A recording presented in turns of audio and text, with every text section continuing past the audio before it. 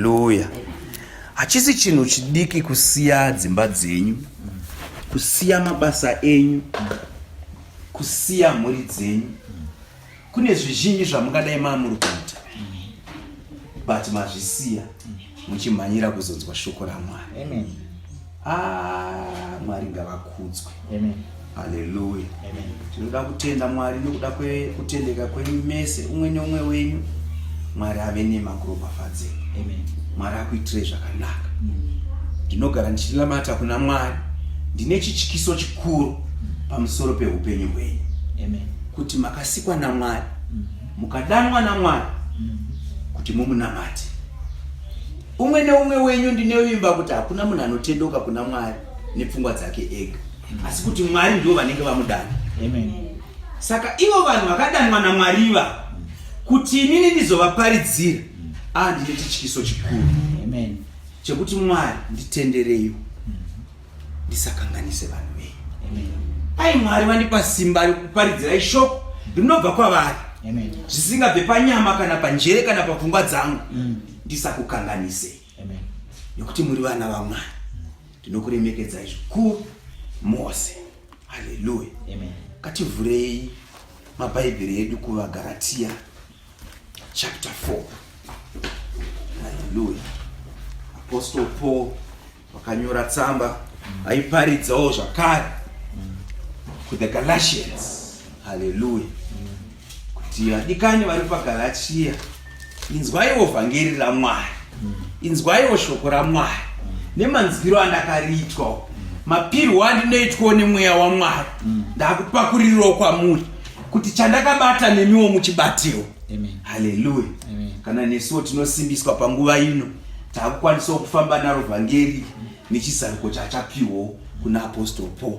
Dai sheva ndipowo nyasha dzekuti ndivowo nechinhano chakadaro chekuti chizaruko chandinenge ndapiwa nemweya waMwari ndikwanise kuchigoverawo kwamuri, nemiwo muropafadzwewo nazvo, mukuruwo nazvo.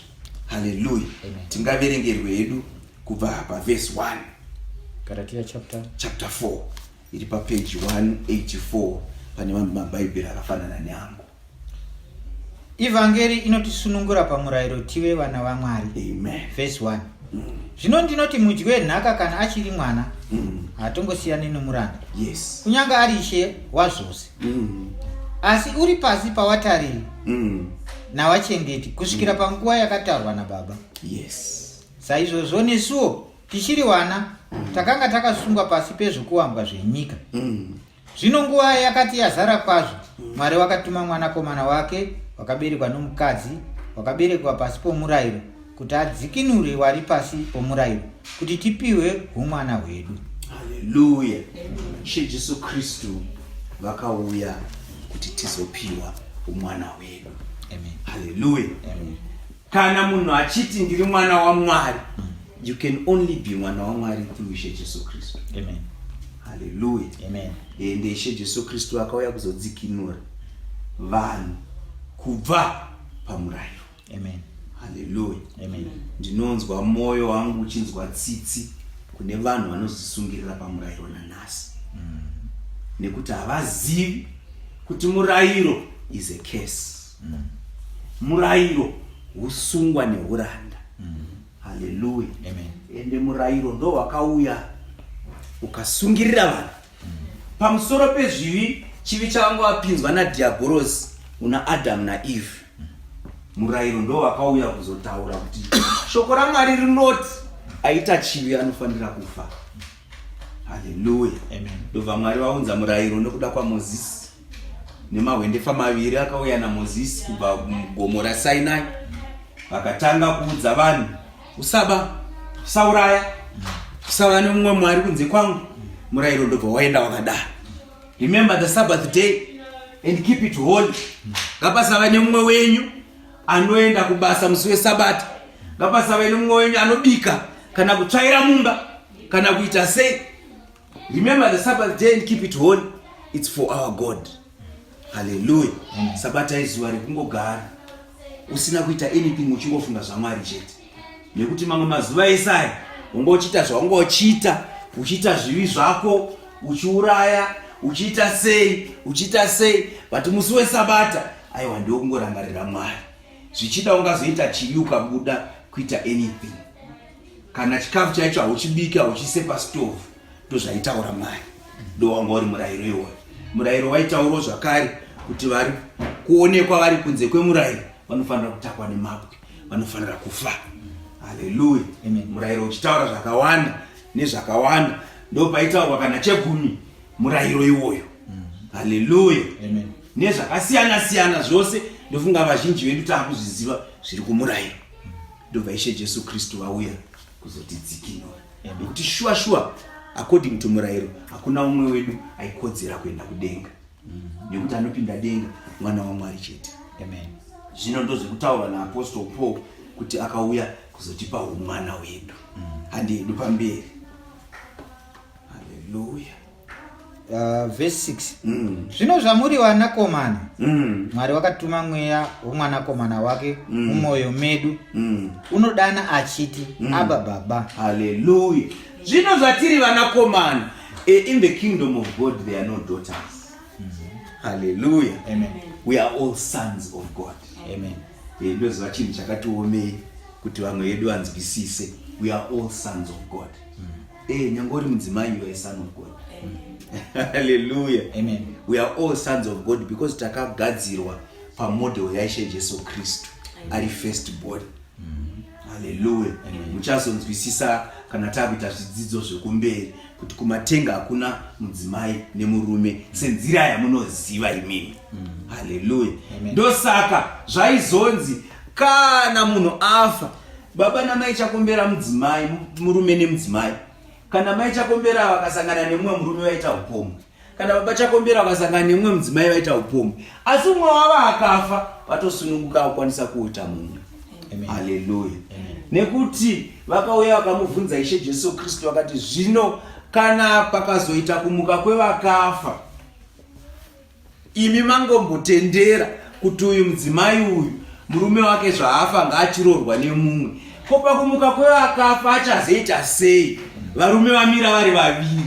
Ishe Jesu Kristu anoedza kuvatsanangurira kuti no, marasikani kusaziva magwaro, kumatenga hakuna zvemurume nemudzimai. Iyi nyaya yepano pasi. Kana mukasaipedza pano pasi kumatenga kune kusina zvakadaro. Tinenge taakugara sengirozi. Haleluya. So panoda kunzwisisika ipapo. Chimwe chinhu chakakonzera kuti Ishe Jesu Kristu vadaro vaireva kuti nyaya yacho inoparidza. Ndakambotaura, ndofunga takamboita chidzidzo chekuti mudzimai nemurume anoparidza Kristu nekereke. Saka kufa kwemurume, mudzimai asununguka kuroorwa nemumwe murume, zvinototaura izvozvo kuti murume wekereke anga afa, saka anga asununguka kuroorwa nemumwe murume. Ndosaka uyo anouya uyu akamuka kuvakafa anouya kuzochata nesu futi. Hallelujah. Because marriage yekutanga takafoera, takamuitira upombwe, taifanira kunge tiri mudzimai wake chete, but takapedzisira taakuenda kune mumwe murume. Aitaura kuti ndizvo here zvawakaudzwa nababa wemhuri, kuti shuwa. Saka iwe uri kundudza kuti ukadya muchero uyu unobva wafa zveshuwa. Murume wako anokuzvinyirira iwewe, anokudzidzisa zvekukumbandidzira. Uya kunoku kune freedom. Ndobva taita boyfriend. Hallelujah. Ndikutaura zvinhu zvemweya panapa. Hallelujah. Hande yedu kumberi.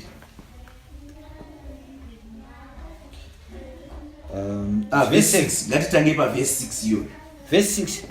Zvino zvamuri vanakomana, Mwari wakatuma mweya womwanakomana wake mumwoyo medu, unodana achiti Abba Baba. Hallelujah. Saka zvakaitika manje, Mwari akazotuma mweya wemwanakomana wake. Ndikurangarira on a Tuesday night tichiita dzidziso yeHoly Spirit, kuti the Holy Spirit is the spirit of truth. The truth is Jesus Christ. So the Holy Spirit is the spirit of Jesus Christ. Chiripo chete difference ndeyekuti Jesu Kristu, kuti Christ kunoreva kuti anointed. Hallelujah. Christ zvinoreva kuti anointed, kuzodzwa. Saka uyu murume uyu yanga iri hovhorosi yenyama yakazodzwa nemweya waMwari. Hallelujah. Saka kana tichiti Jesus Christ tiri kuti Jesu akazodzwa. Haleluya. Amen. Saka iyeyo manje mweya uyu wanga uri mukati mechihovhorosi ichi. Ndo saka aizotaura paya kuti usaditi wakanaka. Hakuna wakanaka asi baba woga. Aida kudzima idea yekuti vanhu vakaziva kuti ndiye baba vachanamata chihovhorosi chavanoona ichi. Haleluya. Amen. Anga asingada kuti vanamate tebhenekeri. Haleluya. Amen. Asi baba, because uku paanenge ari uku anenge asiri mutebhenekeri. Haleluya. Sekuzodzoka kwaakaita ava mweya. Because tebhenekeri iri limited. Tebhenekeri inotonzi mazuva ano ari kuNazareta. Kana muchida kumuona motomuteera kuGarirea revaJudhea. Haleluya. Achitofambawo netsoka womhedurirana chingwa naye. Haleluya. Kana muchida kumuzora vaselini motombomuzorowo mafuta. Handi pane mudzimai akamuzora mafuta.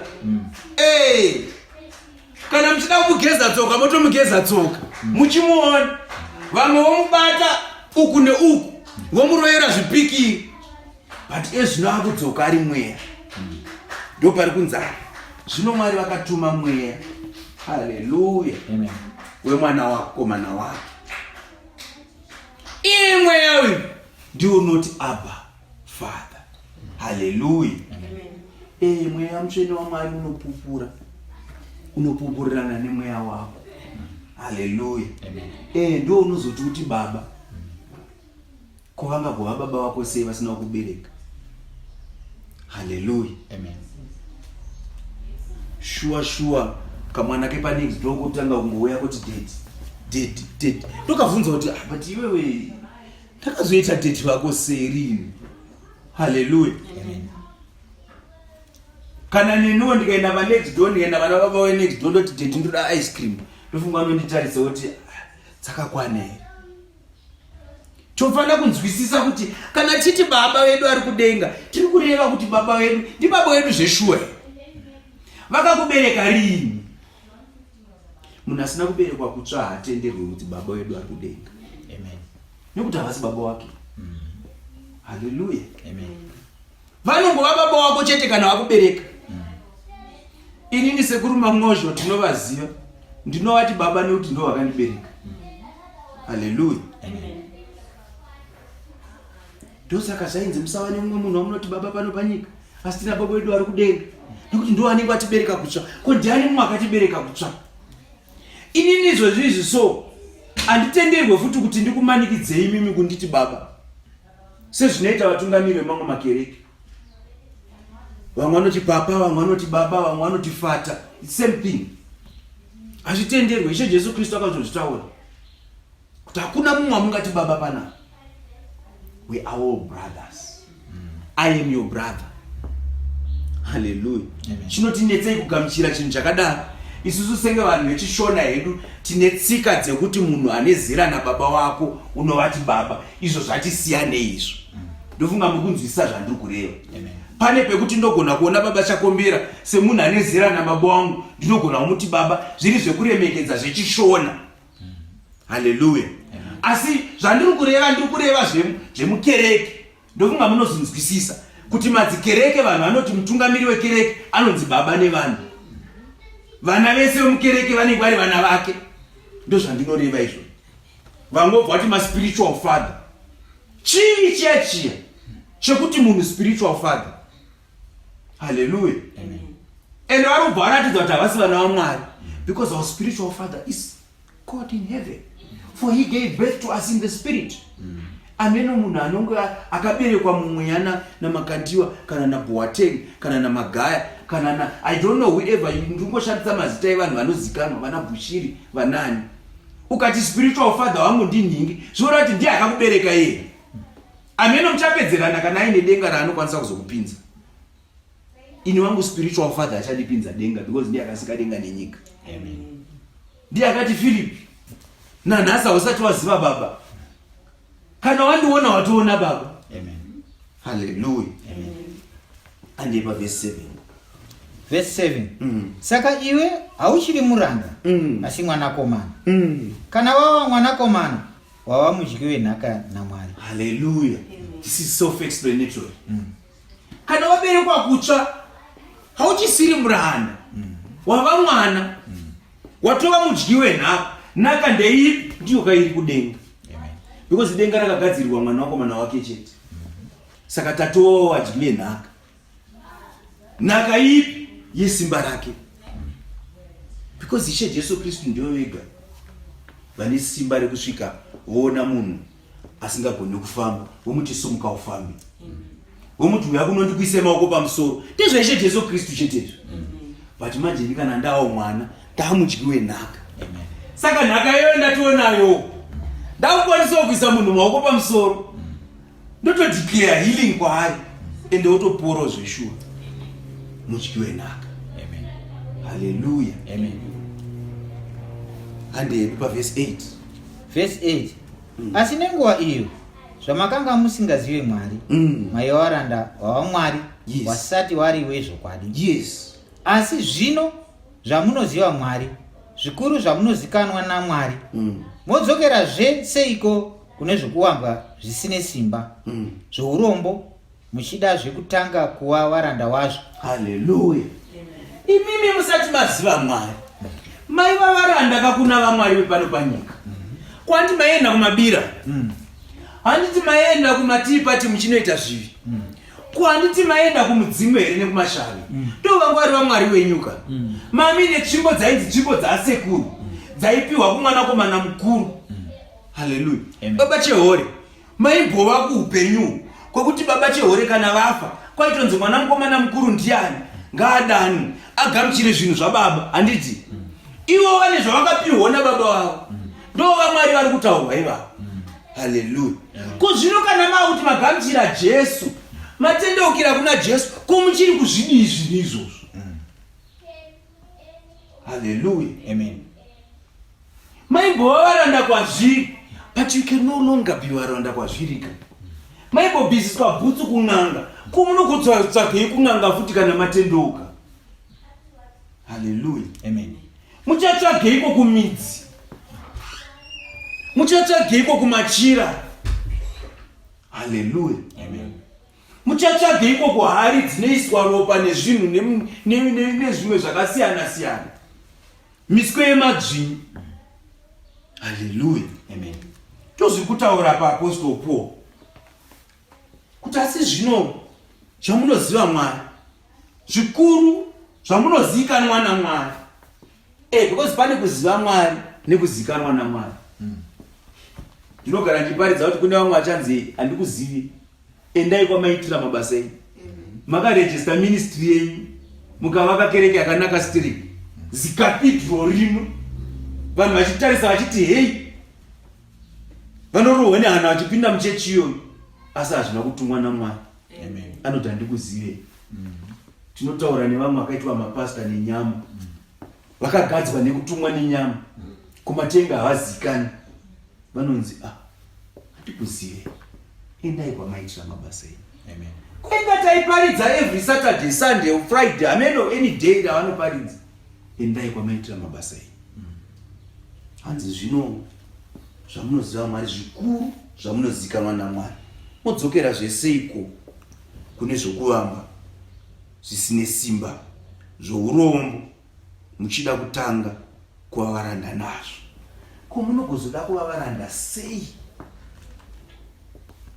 Izvi hazvina simba izvi zvekunzi usashande musi weSabata. Hazvina simba izvi. Hallelujah. Ko makuzodzokera kwazviri sei? Imi maziva Ishe Jesu Kristu. Hallelujah. Amen. Chokuti hatidye nguruve, ko makuzodzokera kwazviri sei? Nekuti hazvina simba kaizvi. Hallelujah. Amen. Tsuro yakamhora nekuti kwakataurwa kuti usadye chisingazeye, usadye chisina split hoof, usadye chakadai. So wakudzokera kune zvinhu zvakadaro zvekumavambo izvi zvisine simba. Iwe wakuziva Ishe Jesu Kristu. Hallelujah. Amen. Ndio nyaya yekutaurwa panapa. Verse 10. Verse 10. Munochengeta misi nemwedzi. Haleluya. Yabva yauya iyo yacho. Kuchengeta misi nemwedzi. Kunzi 7th day. Mwana wangu akandibvunza 2 days ago. Kuti Daddy, I've been reading the Bible. So what is the issue here?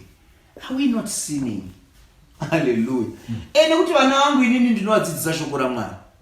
Ende vana vangu vakutosvika vanoziva kuti shoko raMwari harisi rekudzidziswa nababa namai chete. Vana avo mabhaibheri avanotoverenga. Saka vatori nezvimwe zvavanotoona vachitouya vachitovhunza. Saka Daddy, pakati nepakati paya zvinorevei? Dzidzisai vana venyu kuti vadzidze kuverenga shoko raMwari. Amen. Shoko raMwari rinotaura kuti vatangei vari vadiki. Ukavarera munzira dzaMwari havazokangani. Even nyange vakura. I'll tell you a secret. Unoziva kuti kune vamwe vana vanoita musikanzwa vakura. But kana wakavarovedzera kushoko raMwari vachiri vadiki, that conviction inodzoka vakura. Amen. Ini ndiri chimwewo chitestimony yezvinhu zvakadaro. Abereki vangu akandirovedzera ndikakurira ndikarerwa muSunday school ndichidzwa shoko raMwari. Ndakazoitawo musikanzwa yangu ndakura, but conscience yaiziva kuti kuna Mwari. Kusvikira ndazotsvaga Mwari. Hallelujah. Amen. Handikanganwe zuva iroro. Ndakaita time ndisingarari. Kukotsira hope chaidzo ndandisingaite hope. I couldn't sleep. Dai so zuva rawira kudai so. Not one day. Next day. Next day.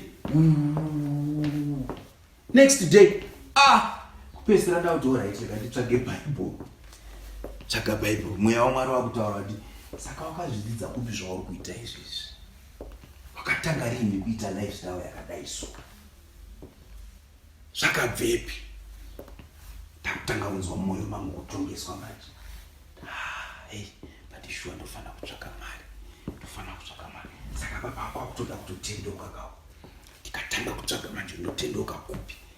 Apa ndanda muSouth Africa muno manje. Ndinotendoka kupi manje? Ndikupi kwandineni? Ishe akandiratidza pane chechi akandiratidza. Kuti enda kuchechi iyoyo. Munhu ari kuparidza ikoko ane mweya waMwari. Handikanganwe zuva iroro ndakachema zvisingaite. Mutungamiri wechechi iyoyo mweya waMwari womba wamuudza zvawakamuudza. Akauya akanonditora kuchechi imomo, akauya akandihaga akati uya kunoko. Ndobva andidedza akati handeiwe, I'm going to have tea with you. Zvikanzi nyaya yako yakambonyasomira sei mukomana iwewe? Hallelujah. Amen. Maybe I can even talk. The name of the church is ex-Christian Church. That's why I always say ex-Christian Church. Mutungamiri we-ex ane love. Mari dzinogona kunge dzisina kusimba hadzo panguva iyo akashandiswa naMwari. Ndobva andiinvita kuti ndobva ndatanga kumudedemura nyaya yangu, tikadedemura ndikati unoziva uchindiona so. Sezvakaita John, uchindiona so nyaya iripo panapa ndeyekuti inini ndakatorerwa nevafundisi. Ndiri mwana wemufundisi. Mai wangu mufundisi, baba wangu mufundisi, ndakakurira mukereke. But ndakazouya kunyika iri kure. Ndiri kunyika iri kure kunoguma ndatanga kurarama upenyu hwangu wega. Ndaane nguva ndisingazive chinonzi chechi kana kunamata Mwari. Ndangorarama upenyu hwangu ndega ndichingoita zvandinongoita. Chandaita. Kana vanhu vakasangana neni vamwe havatozizivi kuti ndiri munhu anonamata so. Zvangosarira mumwoyo mangu. Asi Mwari vazonditi no. Enough is enough. Nguva yakwana. Ndakukuda manje kuti udzoke mumba yangu. Zvikanzi kozi ndazviona kuti mwana uyu uri different iwewe. Tatanga kutaura ndakachema. Pakaita long time kuita unge amene zvaitika ipapo. Ndichizvidemba kuna Mwari kuti Mwari ndiregererei. Hakusi kuti ndaikuzivai, but zvaingoitika kuti upenyu hwacho ndandakukurwa neupenyu hwemunomu. Ndatanga kuita zvakati nezvakati, ndikareurura zvati ndichiparidza pepe, handisi kuparidzirai zvandisingaite. Ndiri kuparidzirai nzira yandakafambawo nayo. Hallelujah. Ndikareurura kuna Mwari. Mwari munoziva, handingakuvanzirei. Munoona zvese zvinoitika. You know kuti ndakamira sei. Everything I've done, you were there, you were seeing it. Saka handinganyare kukuudzai. ndakaita chakati ndiregererewo Mwari, ndinokurirwa nechakati ezvinezvi ndiri pakati pechakati nechakati kubvira nhasi I'm going to do this, I promised God kubvira nhasi I'm going to do this, ndakatotama kubva kwandaigara panguva iyoyo. Hallelujah. Because I knew kuti the journey I wanted to start, dai ndakaramba ndiri kugara kwandaigara zvaigona kuoma. Mweya waMwari utopfuura neipapa zvichida kune umwe munhu wekuti ane vanhu vanofanira kusiyana navo. Do you know kuti Mwari anogona kukunzwira ngoni kuti uponeswe, but kuti unyatsopona chaizvo une vamwe vanhu vanofanira kusiyana navo. Abrahamu, takuda Abrahamu, hakuna mumwe munhu achazoita mukuru pauri panyika ino. Ndine zvizhinji zvandoda kuita newe Abrahamu. Ndoda kuropafadza Abrahamu, ndakunzwira ngoni Abrahamu, ndaona mwoyo wako iwe Abrahamu kuti uchanditeera iwewe. Sei Mwari vasina kuti chigara hako uri pauri ipapa totanga kuita basa Abrahamu? It's a secret that you need to understand. There are some people you need to cut out of your life. Amen. Haisiriwe maridzo yatati chifanira kuita, but mweya waMwari uri kuenda neikoko. Abrahamu dai akagara ari mumba matera zvaasingakwanise kuendeka zvikudiwa naMwari. He had to cut off terror kuti haasori. Hallelujah. Amen. Kwakutosiyana zvana naHarani baba waLoti, kwakutokanganwa nezvavo, kutoita senge vasiri hama nehama, kutonotanga rudzi rumwe. Hallelujah. Amen. Ndakazviita ndikatozoenda kunotsvaka kumwe kwekunogara, ndikatanga as I had promised God, ndichaita so. Tinokudza Mwari ndakakwanisawo kuzviteedzera. Hallelujah. Amen. Danger futi iyoyo, ngatisakurumidze kupromisa Mwari. I want to tell you something. Kungoti ndandiri mwana mudiko ndanyatsoziva, kushayo akandi advisor. Pane problem yekukurumidza kupromisa Mwari. Usava munhu anokurumidza kupromisa. Danger iripa promise ndeyekuti inoita mhiko, and you have to fulfill it. And if you don't fulfill it, manje Mwari anovenga munhu ane mhindu. So kana wakuti I'm cutting ningi out of my life, ukazodzokera kwavari manje problem. Hallelujah. Amen. Ndine masahwiro angu andaigara nawo, ndakatoti ndakutobva ende ndakasiya everything, zvese zvatatatenga pamwe chete ndakasiya. Hallelujah. Amen. That's how determined I was to start afresh with God. Ndikati zvinezvi ndakaita semunhu anopenga, ndakada kufadza Mwari, ndakuita zvaMwari chete. Kana Mwari vachizondipa vachandipa zvinyowani. Hallelujah. I'm not saying rasai zvinhu zvenyu muteedzere zvandiri kutaura izvozvo. Ijeni yangu wei. Ndo mafambiro andakaitawo inini. Amen. Hallelujah. But ndo zvinofanira kuitika kumunhu anoteera Mwari. Kana Abrahamu anga akavaka imba ikokoko, kana anga handizivi, akatosiyana nazvo, kwakutotanga kunyowani. And sure, if you go that way, God will bless you. And usually God gives you even better and more than you were nazvo before. Amen. What you lose because of God, you usually get more and better. Amen.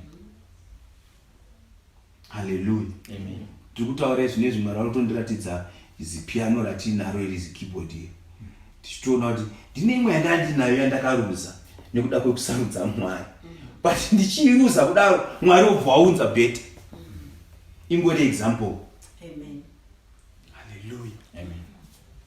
Tine makereke mamwe ataienda ekuti Mwari vakati tibudai mazviri. But zvinezvi tichitoona kuti vakatiendesa kune zviri nani. Hallelujah. Amen. Tozvinoita Mwari izvozvo. Hallelujah. Amen.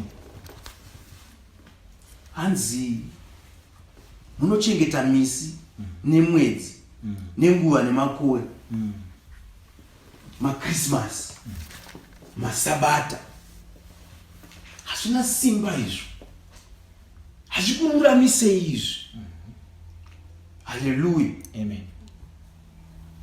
Valentine's Day, it's not a sin kutenga present for murume wako kana mukadzi wako, but zvimwe zvinhu zvoda kunzwisisa kuti zvakabvepi.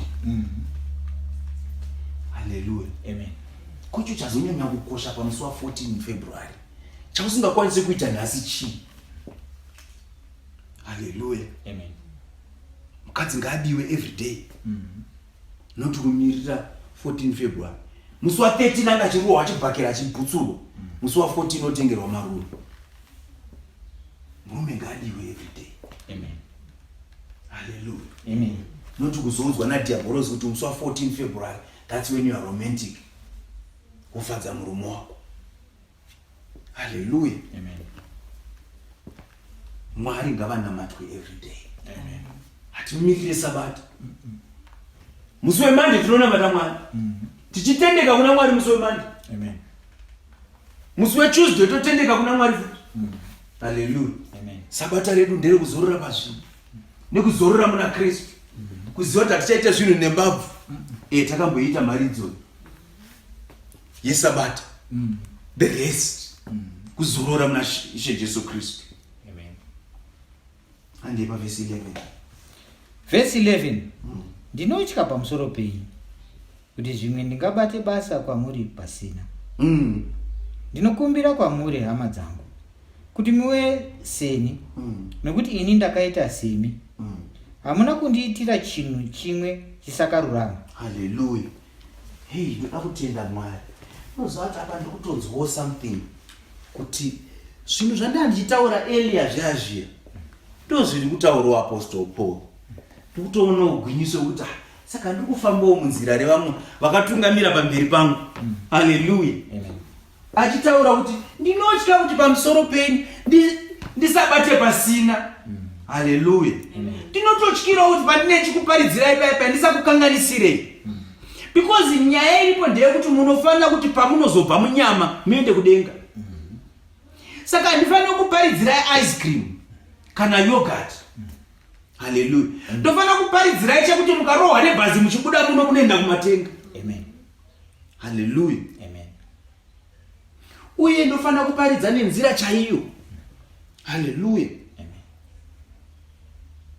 Hanzi ndinokukumbirai kwamuri hama dzangu kuti muve seni, nekuti ndakaita seni. Una kundiitira chinhu chimwe chisakarurama. Ndoda kutenda Mwari. Ini nhangu mukereke yaMwari munomu hapana kana wani wenyu wandinorangarira chindiitira chisakarurama. Ndoda kutenda Mwari. Amen. Munondibata zvakanaka vanhu vaMwari. Amen. Vamwe venyu kana even respect yamunondipa ndinotosvika pakurohwa nehana kuti nai Mwari ndozviita sei, ndozvinzvenga sei, ndozvitiza sei. Hallelujah. Amen. Totozozviona ndane mhosva inini. Mwari vakuropafadzei. Amen. Hallelujah. Andipa verse 13. Verse 13. Zvino munoziva kuti ndakakuparidzirai ivhangeri pakutanga nokuda kwokurwara panyama. 14. Nechinhu icho panyama yangu chakanga chiri muidzo kwamuri, hamuna kuchizvidza kana kuchisema, asi makandigamuchira somutumwa waMwari, saiye Kristu Jesu. Hallelujah. Muri kungonzwawo kana neno the same thing. I say the same about you. Ndinokutendai nekundigamuchira kwamakandiita. Amen. Hallelujah. Vamwe venyu ndiri mwana mudiki stereki kwamuri. Vamwe venyu you are old enough to be my parents. But makangondigamuchira sekutumwa kwandakaitwa naMwari. Mukangozvitora zvakadaro. Hapana mumwe wenyu akambondisaiza kutarisa kuti patiri kamufanaka kana kuti shuwa ndizvere kana kumbokweshena anything. Makangogamuchira zvakadaro. Dai Mwari vandipo kutendeka, tisaitawo take advantage of kutendeka kwenyu. Imakatendeka kudai, indakatendeka kudai, sekutendeka kwakaita Jehovha. Amen. Tive tinovaka chinhu chevanhu vakangotendeka chichikuenderera mberi nekutendeka kwacho, chichiropafadzwa nemweya mutsvene waMwari. Haleluya. Amen. Vamwe vanotaura kuti pane urwere kana kuremara wanga uri una Apostle Paul. Inini handingataure zvakadaro because mweya waMwari hausati wandizarurira pachinhu ichocho. So I will not say it. Hallelujah. But sekutaura kuripo pavhesi apa ndikunzwawo zvichienderana nekudaro. Tine chinhu ichocho panyama yangu chakanga chiri muidzo kwamuri. Hamuna kuchizvidza kana kuchisema, asi makandigamuchira somutumwa waMwari saiye Kristu Jesu. Sure, you know, I see it sometimes. Ndichiparidza vanhu vanogamuchira mharidzo idzi vachindigamuchira sekugamuchira kwavanoita Ishe Jesu Kristu. Dai Mwari akuropafadzai. Mharidzo dzese idzodzo dzaunza upenyu kwamuri. Amen. Hallelujah. Amen. And as your spirit prospers, you prosper also even in the flesh. Hallelujah. Amen. Verse 15. Verse 15. Zvino kufara kwenyu kuripiko? Nokuti ndinokupupurirai kuti kana maigona maitumbura meso enyu mukandipa iwo. Zvino ndava muwengi wenyu zvandakakuudzai zvokwadi here? Vanokushingairirai nomutoo usakanaka, asi vanoda kupfigirai kunze kuti imi mushingairire. Zvino zvakanaka kuti pachinhu chakanaka kushingairirwe nguva dzose. Zvirege kuitwa kana ndiri kwamuri bedzi. Vana vangu vaduku, vanotamburirazve kubereka kusvikira Kristu achiumbwa mukati menyu. Ndaida kuti ndiwe nemi zvino ndishandure inzwi rangu, nokuti ndinokanganiswa nokuda kwenyu. Hallelujah. Nyaya iyi ndofunga 2-3 weeks ago kakaita mharidzo yekuvakwa nekuumbwa kwaKristu matiri. Muri kunzwa Apostle Paul vari kuitauro kuti ndakashingairira kusvikira mukuumbwa kwaKristu mamuri. Nekuti nyaya iripo ndeyekuti Kristu anofanira kuumbwa mamuri. You should have a full Jesus Christ inside you. Amen. Ndiye anopinda denga. Short of that denga hakuna kwauri. Amen. Hallelujah. Tosaka tichipota tichiuya every day kukereke. Tosaka tichimhanyira kuti ndofana kutanga kusvika kuti ndanonokerwa mharidzo ndisvike mharidzo not kuzosvika yapakati. Hallelujah. Amen. Tanga titaura mai manje nyaya yemharidzo yakamboparidzwa nababa Chakombera kuti kumabasa tinonzi basa riri kutanga na 6:30, munhu anosvika basa risati yatanga, vamwe vanosvika kabati risati yavhurwa. Ngatishingairirewo kuti kana kuchechi tiite the same thing. Tuesday tikanzi tikutanga 6:30, vanhu ngatishingairire tisvike before 6:30 yacho. Kana iri Sunday tikanzi tikutanga 10:30, toshingairira kusvika before 10:30 yacho. Ezvinezvi takambotara kuti 11 o'clock, toshingairirawo kusvika before 11 o'clock yacho. Amen. Hallelujah. Amen. Kuti every day tichinzwa mharidzo, every day tichinzwa mharidzo kuumbwa kwaKristu mukati menu. Hallelujah. Amen. Apa achiti vana vangu, vamwe ndopavanozoti zvichida Paulo aizvitora saamai. Hallelujah. Amen. Because apa shoko iri rekunzi kutamburira kwangu, the way yakaita zvakaitwa in Greek, yakaitaurwa in Greek. Ku-English vanoti travel. As a woman travels, kana mukadzi aine pamuviri achida kuzvara mwana anonzi travel. Word ravaishandisa muGreek ndo rinoreva iroro remukadzi anga akazvitakura akuda kusvika pakubereka mwana. Hallelujah. Amen. Saka ndo vamwe pavanozoti Paulo aizvitora saamai. Hallelujah. Amen. Handei pa verse 21. Sukano 2. 21. Ndiudzei imi munoda kuva pasi pomurayiro, hamuteerere murayiro here? Nokuti kwakanyorwa kuti Abrahamu wakanga ana vanakomana vaviri, mumwe womurandakadzi, mumwe womukadzi wakasununguka. Hallelujah. Yakuchinyasotsanangurwa manje ndo mharidzo yatatifana kupinda mairi. Kuti kwenimi muri kuda kuramba muchizvidzorera kuzvinhu zvemurayiro seiko? Hamusi kunzwisisa here kuti Kristu chii chaakatipa zvamunoramba muchidzokera kumurayiro? Hallelujah. Muramba muchiramba kuti aiwa ngatisadye nguruve, muramba muchida kudzokera kuSabata, muramba muchida kudzokera kuchegumi, muda kuramba kuda kudzokera ima musi kunzwisisa here kuti tamuvhangeri rerudo nekutenda nenyasha. Hallelujah. Amen. Love, faith, grace. Hallelujah. Amen. Hatichabvisi chegumi, takubvisa inonzi free will offering. Amen. Takaisa ndofunga kana ndisina kukangana takaisa bank account yeNingirini pagroup. Kuitira kuti anenge asungwa kuzoda kupa Mwari wake anopa chabva pamwoyo wake.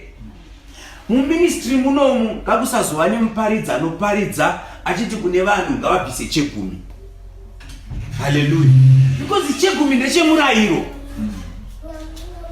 Kana vanhu vachida dzidziso dzacho dziripo tinovatsanangurira vaizvitaura vana Apostle Paul kuti izvi zvanga zviri zvemurayiro. Pane mavhesi anototaura kuti Mwari vanoti zvinondinyangana, but because vatungamiri vemakereke emazuva ano vanokara mari, they want to live a life of luxury. Saka vakuudzei zvinhu zvakadaro ivo vanoti bvisai chegumi, because vari kuziva kuti ukabvisa chegumi chichapinda mhomwe yavo. Ndio vari kuda kutsenga mari kuti vatenge Lamborghini. Munhu akaita accident, pane kuti vamunyaradze kuti murandakadzi kana kuti murandarume zvinhu zvafamba zvakadai so ngatikunamatirei, vanokuti because vari kubvisa chegumi ndosaka waita accident. Mumba mukapinda mbavha,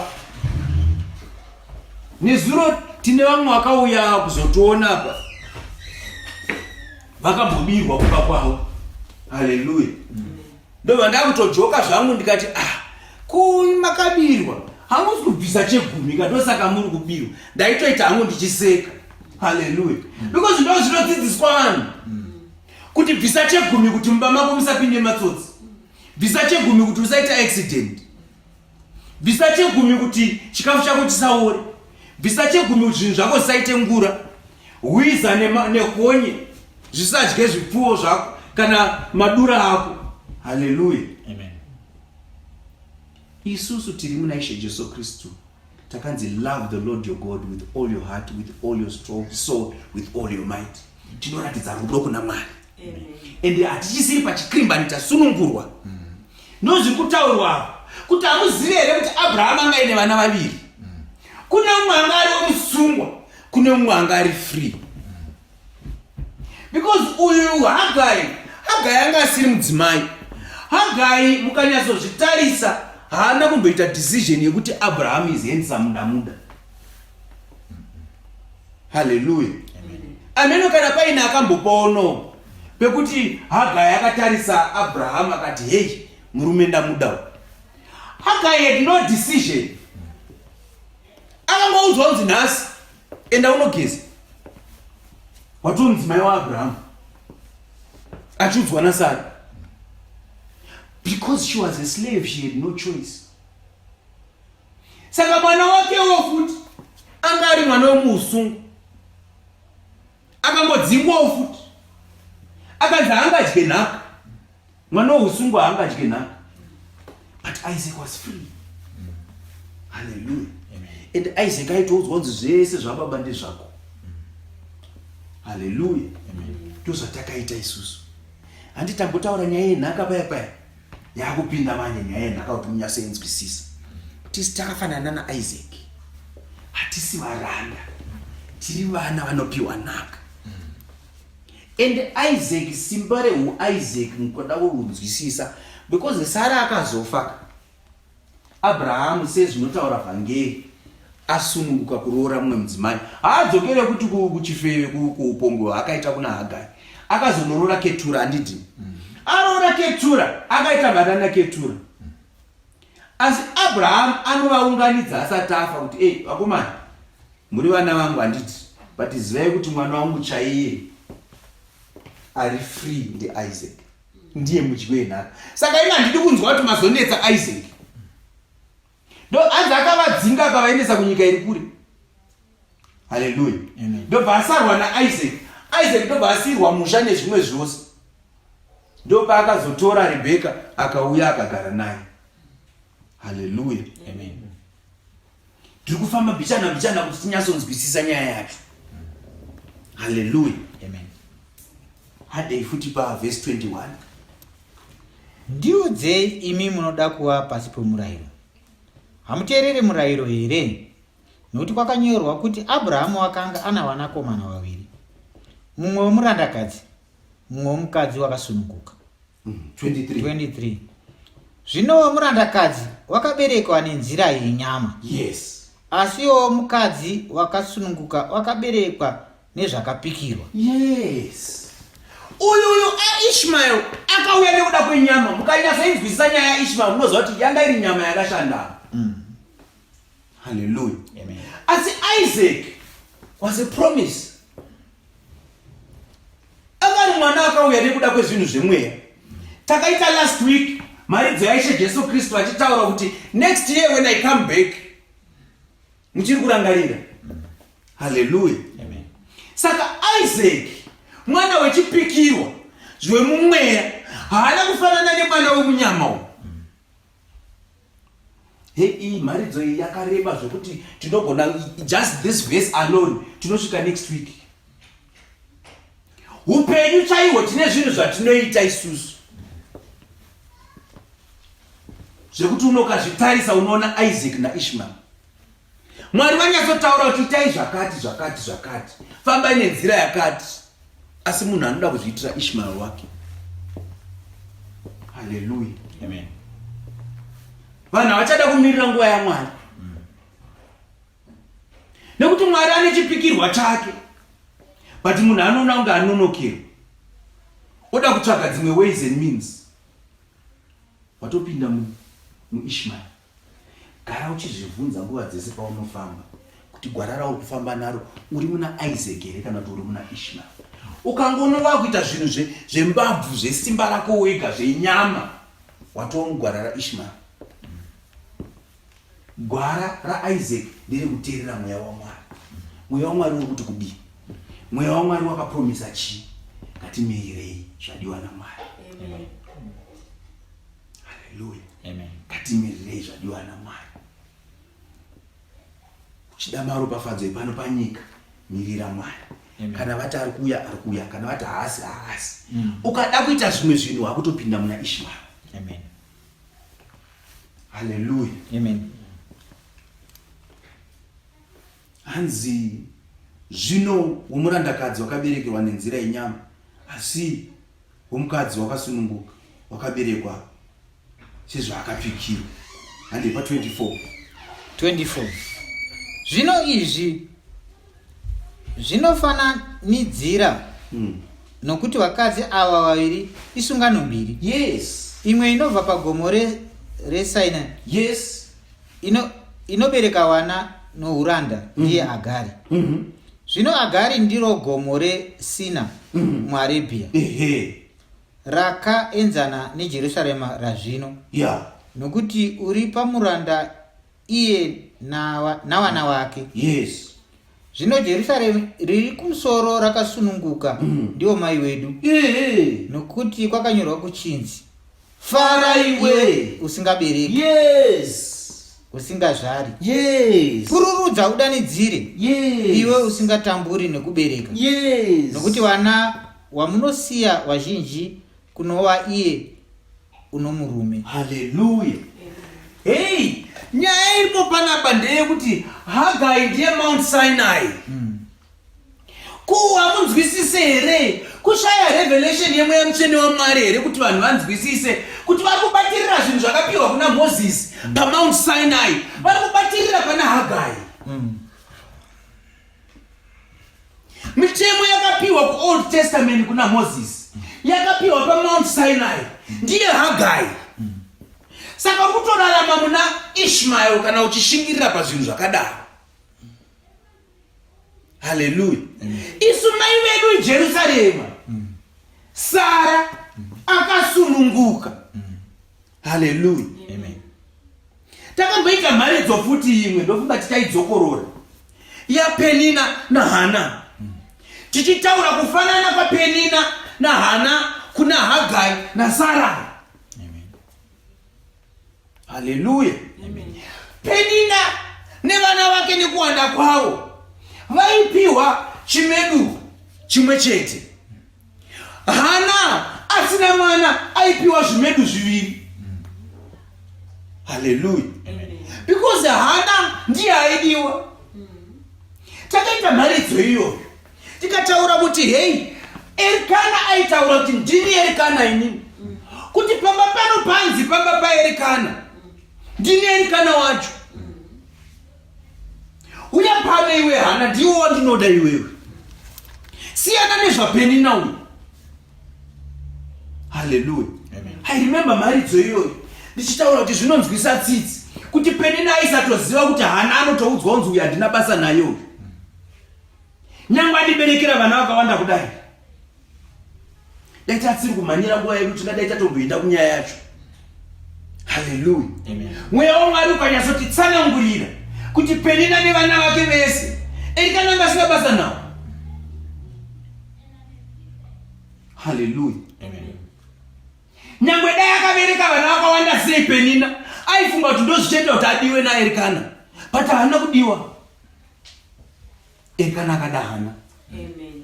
Hallelujah. Amen. To a point yekuti the portion yaipiwa na Hana yanga iri double portion yaipiwa na Penina. Just like our father, murume wedu hallelujah. Anotora portion yaanopa kumurayiro ka portion kadiki ozotora zi double portion oripa ku portion yekunyasha. Hallelujah. Amen. Zvino mukada kushingirira vana Penina mugoti tine vana vakawanda, tine vana vakawanda. Erikana atotaura kuti uyu hameno chaari kugarira baba pangu handimudowi. Kana vari vana here ndogona vana but handabasa naye. Hameno kana tiri kunyatsonzwisisa nyaya yacho. Amen. Iwewe Hana nyarara. Kids or no kids ndiwe wandinoda iwewe. Ndiwe mudzimai wangu chaiye. Amen. Hallelujah. Amen. Saka Erikana aitoti kana achifamba aiti uyu ndiye mudzimai wangu chaiye wandinoda uyu. Kana ari Penina handina basa naye. Ndo zvinoita Mwari. Musafunge kuti murayiro uyu wakabva kuna diabolos. No, wakabva kuna Mwari. Amen. But murayiro ndi Penina. Mwari vachiziva hawo kuti wandinoda ndi Hana. Ndichati hangu chengetai Sabata, ndichati hangu musadye nguruve, ndichati hangu itai so. Asi murayiro uyu takaine mabwe, itai so, bvisai chegumi. But ndi Penina uyu. Chinozoita kuti vanhu vaconfused ndechekuti Penina munomona achita nhumbu. Hallelujah. Amen. Because tiri vanhu venyama, tinofunga nenyama. Toona Penina achita nhumbu tofunga kuti ari kudiwa. Hallelujah. Amen. Iye Erikana wati hana tsitsi. Hallelujah. Amen. Anoramba achiitisa Penina vana but haamude. So we have churches today that are moving in a certain way. But manje because Erikana wachoka anoramba achiitisa Penina vana. Ivo vanoona Penina achita pamuviri. What is saka tiri right? Tiri kudiwa tinopagara chete baba pacho. Vana tatozadza chivazhe chese. Iwe Hana hauna chawinacho. Havasi kuziva kuti Erikana ari kuda Hana chete. Amen. Amen. Muri kuiona nyaya yacho mafambiro ainoita. Zvakavanzika zvaJehovha. Amen. Dai Penina aikwanisa kunyatsoti dhuu musoro wake. Aimboita 1 week asipo pamba aone kuti Erikana anomushaya here. Hapana kana day rakambotaura kunzi Erikana akaenda kuna Penina akati what's stressing you, what's bothering you. Angasina basa naye. But kuna Hana aita akangoti my way Erikana ibva uye chii kuchanetsa. Chii alright. Kuyiwa uzive kuti ndiwa ndinoda. Kwa nguva dzose. Hallelujah. Ava vana mweya mutsveneka. Isusu mweya mutsvene unouya uchitinyaradza. Don't worry. ndichadai so, don't worry, next week ndikuita chakati, next month ndichaita chakati. Urikuona rega ndikuratidze zisati chaitika. Alright, rega tifambe chidai so, iwe ita so, no, teerera vhangeri rinodai so. Pai wanga wachikanganisa, rega ndikugadzirise kuti ugone. Alright, todai so toda. Vari kurasika hana basa nawo. He never corrects them. Kusvika vakudzidzisana kuti kudya nyama chivi, hana basa nawo, anovasiya vakadaro. Hallelujah. Amen. Isusu kunokugonana hana manje. Tunzi no. Pai pamuchidai so, mamuri wrong. Nyaya yacho inofanira kugadziriswa yakadai so. Mukadai so ndo zvazvinoita. Chichi. Aiwa, unoziva kuti mazuva akufamba manje. Ndakuzouya kuzokutorai. Saka imi muchita chigadzirisai kuti muchene munodai so. Chiitai so. Zvivi zvacho kuti tinobuda sei ndiye anotidzidzisa. Kuutsvene hwacho ndiye anotipa futi. Amen. Kuita sei utozoona kuti saka chedu chaicho chi hapana. Tosaka zvinonzi musi watinosvika kudenga anotipa korona, atipa korona tichadzibvisa tozikandira kutsoka dzake because tinoita tozoona kuti saka redu basa ratakaita apa chi hapana. Tinogara ndichitaura kuti shuwa chandakaita inini kuti nditumwe naMwari chi hapana. Dzingori nyasha dzake. So why should I take glory for anything? Grace. Nyasha. Amen. Hallelujah. Amen. Kwakuchinzwisisa manje kuti ndo nyaya iripo. That's why Abraham aikwanisa kuti Haga achibva pano nemwana wacho futi ngaaende. Because akadaiwa already mwana ngaasari. Ndochengeta mwana wangu uona zvekuita. No. Hallelujah. Amen. Ndo murayiro iwoyo. Anoti zvese maine mwana ibva pandiri. Inini because mwana unyanzo zokanganisa inheritance yemwana wangu chai. Murayiro unotonzira Mwari ibva pandiri. Nechegumi chenyu ibva pandiri. Ibva pandiri neSabata yenyu ibva pandiri. Hallelujah. Amen.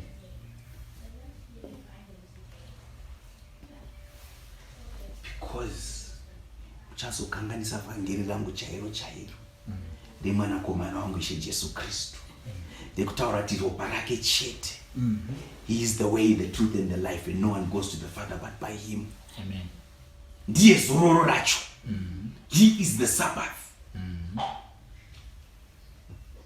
Hallelujah. Amen. Hanzi zvinofananidzwa nekuti vakadzi ava vaviri isungano mbiri.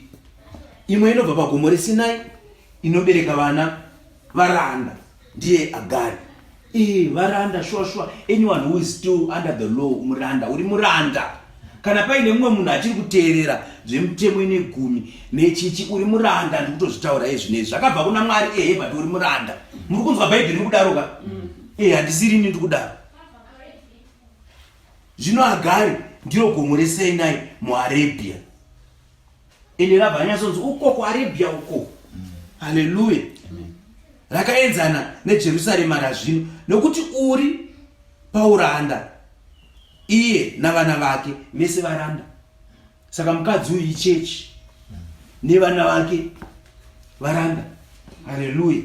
Zvino Jerusarema iri riri kumusoro rakasununguka ndiwo mai vedu, nokuti zvakanyorwa kuchinzi fara iwe usingabereki. Kwanditi hana anga asingabereki? Kwanditi Sara anga asingabereki? Kwanditi Sara akataura kuti Jehovha ndiye akavhara chizvaro changu? Kwanditi shoko raMwari rinototaura kuti Sarai anga akavharwa chizvaro naMwari? Hakusi kunzi iye anga asingabereki but ndiMwari wangu akavhara. Ko hana handiti ndiye aitotaura ega kuti ndakavharwa naMwari? Zviri pachena izvo. Zvinongoda mweya waMwari chete.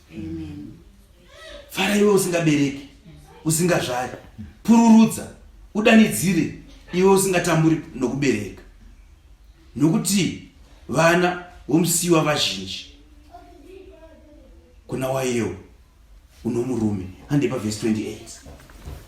Verse 28. Zvino imi hama dzangu muri vana vokupikirwa naIsaac.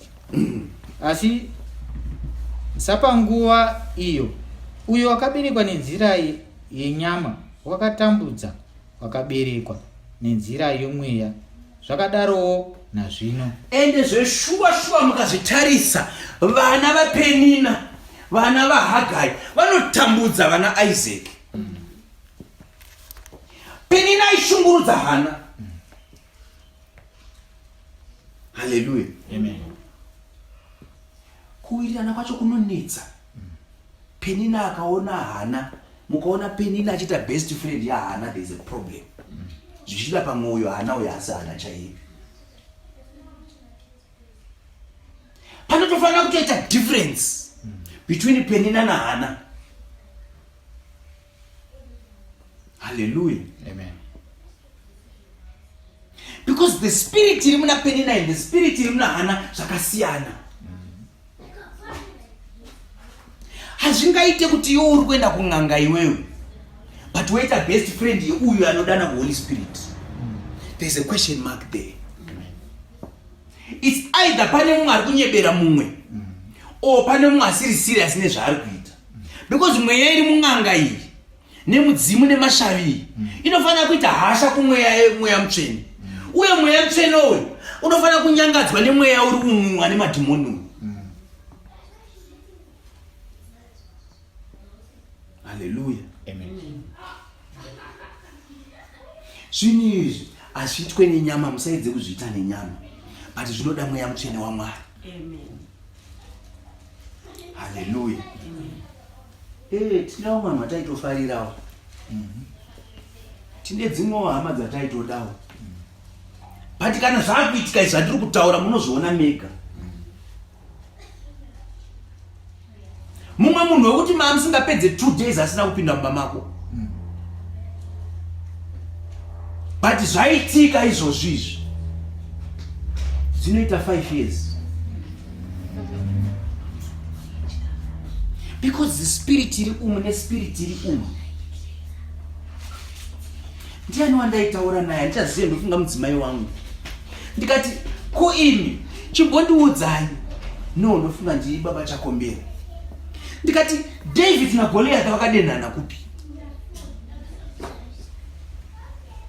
Ndikupi kwamakambonzwa kuti Goliath akadenha David kana kuti David akadenha Goliath?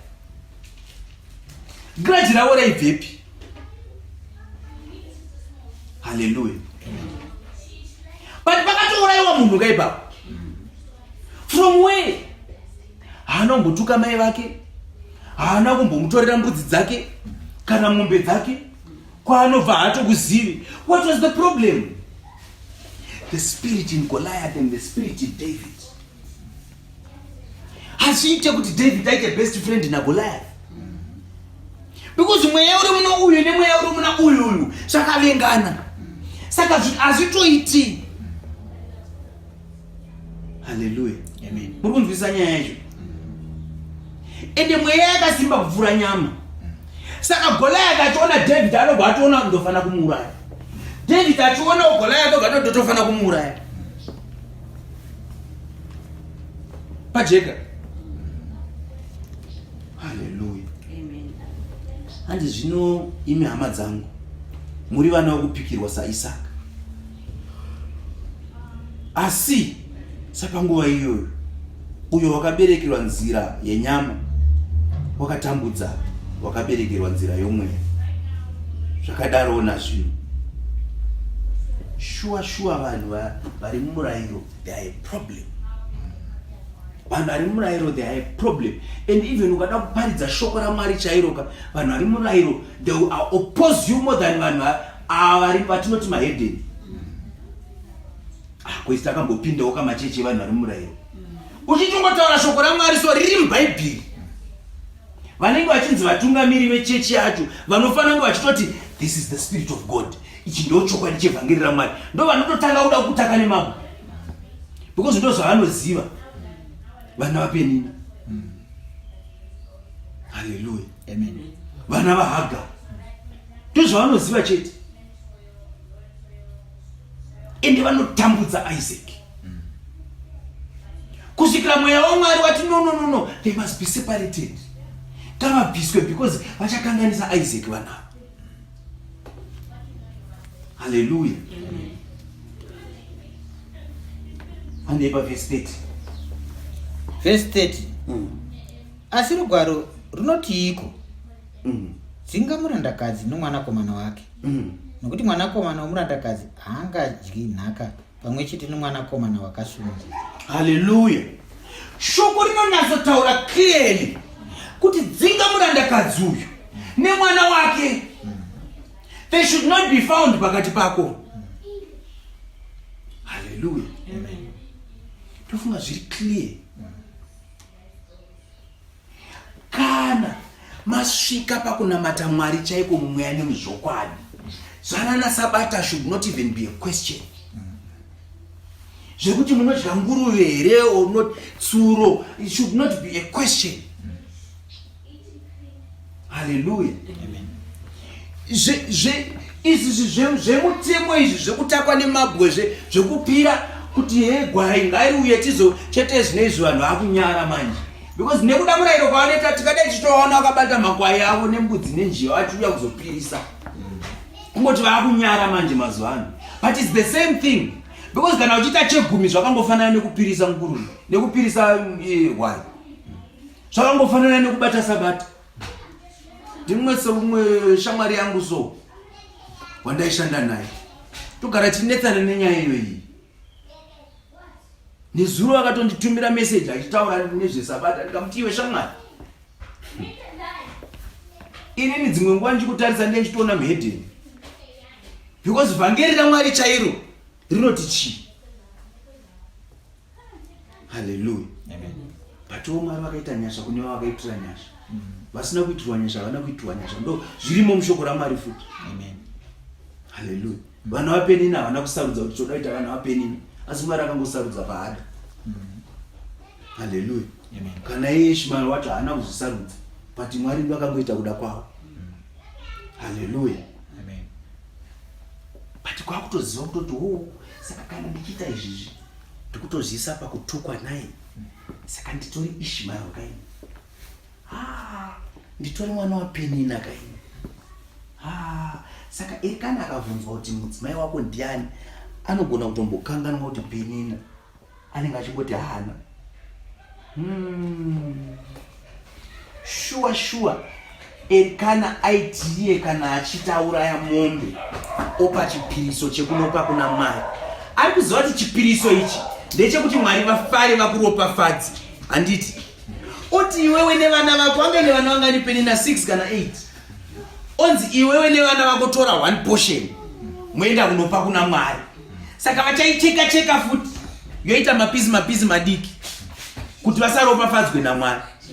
Adaro hana anopiwa double that portion, iye ari 1, kureva kuti Erikana indirectly akutotaura kuti iwe ndio uyu ndiye anoda kuti aropafadzwe naMwari.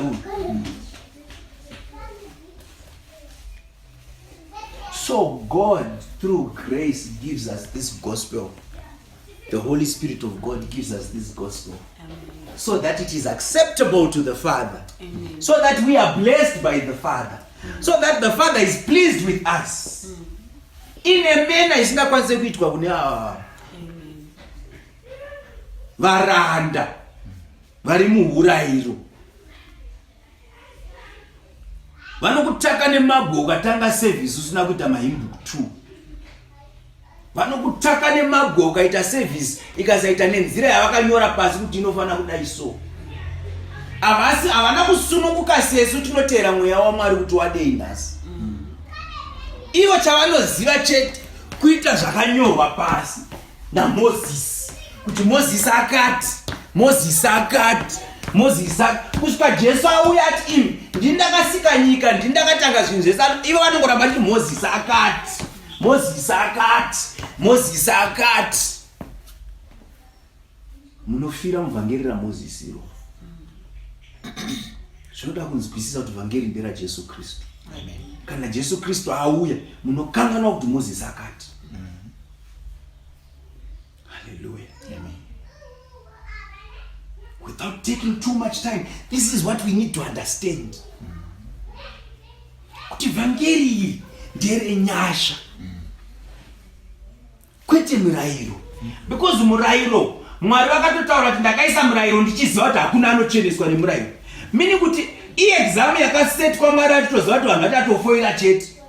Mwari aitoda kuti vafoire. Zviri mubhaibheri handizviri ndikudaro. Because Mwari chaida kusumudzirwa kwemwanakomana wake. Saka hazaizoita kuti Mwari ape vanhu chinhu chinopasa. Because chikapasa chakuzokompita nemwanakomana wake. Taifana kusvika panguva yauzoti hakuna wakanaka kunze kwababa voga. Hallelujah. Amen. And pa verse 31.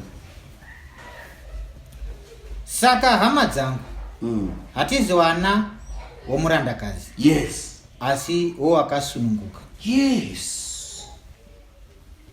Tiri vana wowakasununguka. Hatizi vana womurandakazi. Hallelujah. Amen. Saka hatizi varanda. Hatifana kusungwa netumutemo. Pane tumwe tumutemo tumwe tunosetwa nevanhu so tokuti shwashwa unozoshaya kuti saka kunamata kwapinda papi apa. Zvisinei nekunamata zvimutemo zvacho. Hallelujah. Amen. Hazvinei kana. Kupedzisira vanhu vakuudzwa kunzi murume anopinda muchechi muno anofanira kugara akapfeka sunga tai, akapfeka bhachi nesuit. Even during the week musiri muchechi. Tinowanzwa pamachechi achida. Hatingataure kumazita zvozoita kunge tiri kushora vanhu. Inini I for one have heard. Kana kumwe kwataipinda uku zvinotaurwa murume wekereke yakati anoonekwa akapfeka zvakadai so. Even pakati pewiki anofanira kupfeka zvakadai so. Usungwa. Kukana ndiri makanika nai.